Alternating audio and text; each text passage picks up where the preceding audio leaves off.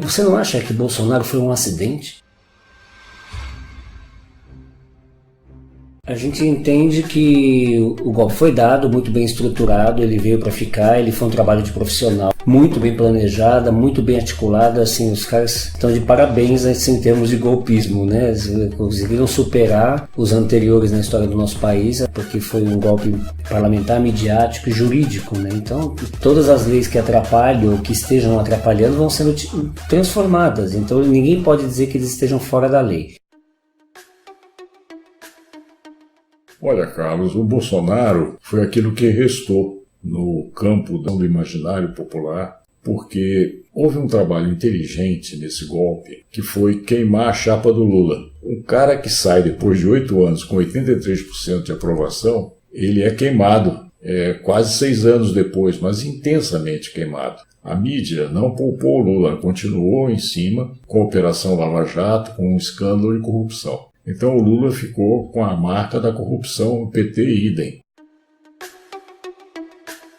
E isso tem motivos? Em parte tem sim. Por mais que algumas pessoas, mais à esquerda, não gostem disso que eu estou falando, mas eu acho que o dinheiro fluiu realmente da Petrobras para o PT, para o PMDB e para o PP. Senão nada disso estaria acontecendo. E quando você pega uma pessoa como o Lula, como sendo um dos responsáveis principais nesse saque à Petrobras, é claro que no imaginário da população muitos acreditaram nisso. Se ele se beneficiou com o triplex ou com aquele sítio, isso é peanuts do ponto de vista de dinheiro. Com menos de 1,5 milhão, 2, você teria tudo isso. Só pelas palestras que fez, que em geral ele, Fernando Henrique, cobravam 200, 300 mil reais por palestra, porque os empresários adoram convidar o presidente da República ou quem foi, eles mostram poder, né, e chamam empresários e vai todo mundo assistir. E eles cobram caro e recebem esse dinheiro. Então não é de estranhar que o Lula tenha amealhado alguns milhões com palestras. Fernando Henrique idem, comprou um apartamento na rua mais cara de Paris. Pouco se fala sobre isso, mas um homem que enriqueceu muito com palestras. Mas enfim, o fato é que no imaginário popular queimaram a chapa do Lula e do PT.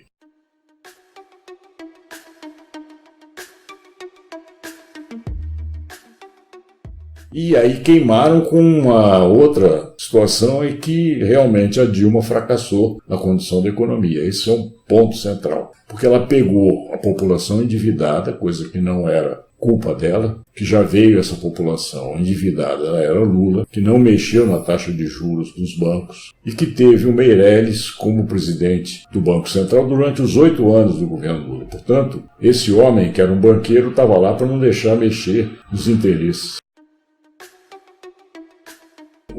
Essa questão do Lula veio, né, como um problema de combate que a população, já sentindo as dificuldades econômicas que vinham dos últimos anos do governo da Dilma, a população estava atribuindo ao PT aumento do desemprego e da situação piora delas, e o MDB entra na esteira disso aí, porque ela começou a perder o controle da economia e, ao mesmo tempo, tinha dificuldade de negociação política, não era a praia dela, tiraram com a promessa de botar o país de novo no rumo do crescimento.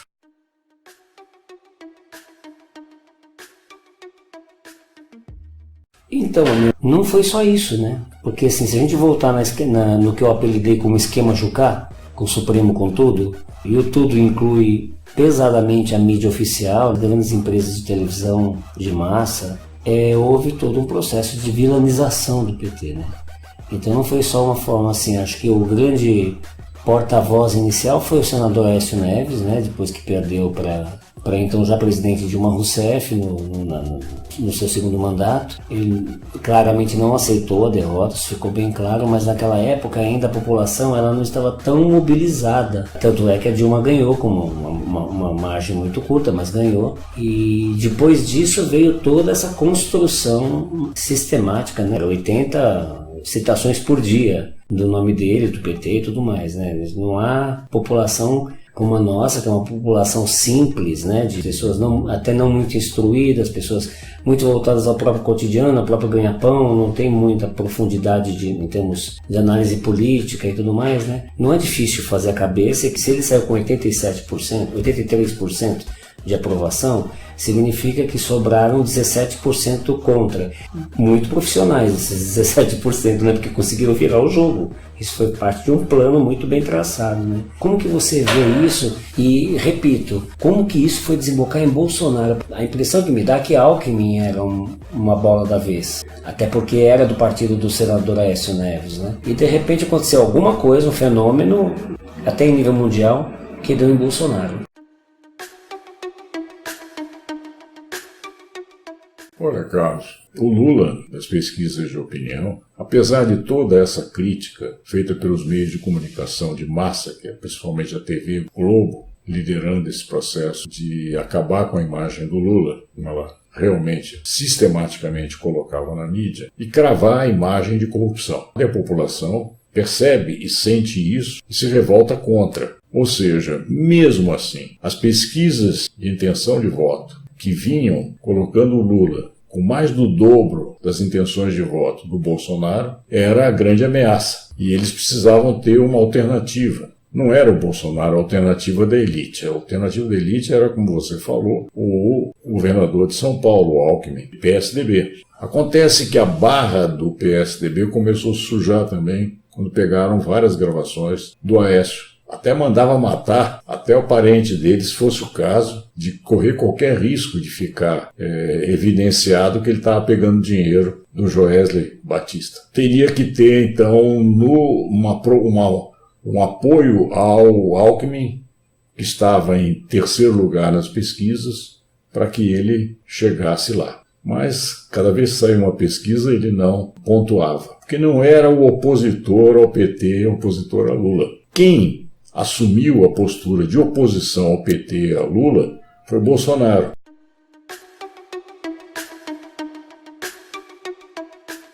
E ele precisava tirar o Lula da frente. E ele não tinha poder para isso, mas tinha o Sérgio Moro, tinha outras pessoas do judiciário que estavam julgando o Lula e poderiam levar o Lula para a cadeia, que era o objetivo deles. E já estava articulado com o Supremo e tudo. Deu no que deu. Ele foi julgado pelo Moro, foi julgado pela segunda instância lá em Porto Alegre, e aí ele foi preso. E não houve da parte da população uma reação forte a essas condenações do Lula, senão teriam ido para a rua, um movimento de massa, e aí sim ele estaria salvo, vamos chamar assim. Mas não foi o que aconteceu.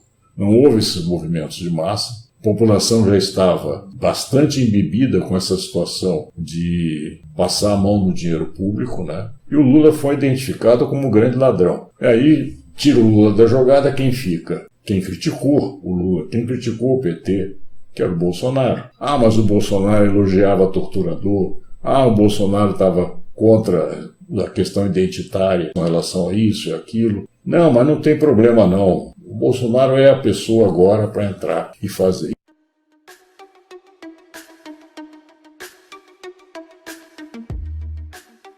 E aí o Bolsonaro precisava de um banqueiro para ganhar a adesão do mercado financeiro, o tal do Paulo Guedes, que hoje vem como super-ministro da Economia e com a função de reforma da Previdência e de várias reformas que vão tirar dinheiro da população, que é isso que eles estão aprovando. Sobra o quê? Investimento das empresas. Só que as empresas estão com uma capacidade ociosa elevadíssima, não precisariam fazer nenhum investimento durante mais de 3 anos, porque usam a sua capacidade ociosa para atender o mercado, e esse mercado está fraco, porque o poder aquisitivo foi retirado. Consequentemente, o país não cresce. E o que vai acontecer com o Bolsonaro? Fracasso. As pesquisas já mostraram que ele está caindo nas pesquisas, ele vai repetir a trajetória do Temer, na minha opinião, com uma situação muito ruim para ele, porque está fazendo tanta besteira também no governo, está atrapalhando até o próprio governo, com as falas dele, dos seus filhos, mostrando que é uma briga tremenda, e se ferrou do ponto de vista de corrupção, porque foi pego o seu filho pelo COAF, que ele e a família dele, principalmente ele e o filho, estão tentando de todas as maneiras abafar isso, fugindo da justiça, claramente fugindo da justiça, mas uma corrupção que não envolve apenas o filho, envolve ele, envolve a família dele, a mulher dele, e querendo agora resolver o problema da família, indicando o Eduardo Bolsonaro para ser embaixador do Brasil em Washington, enfim.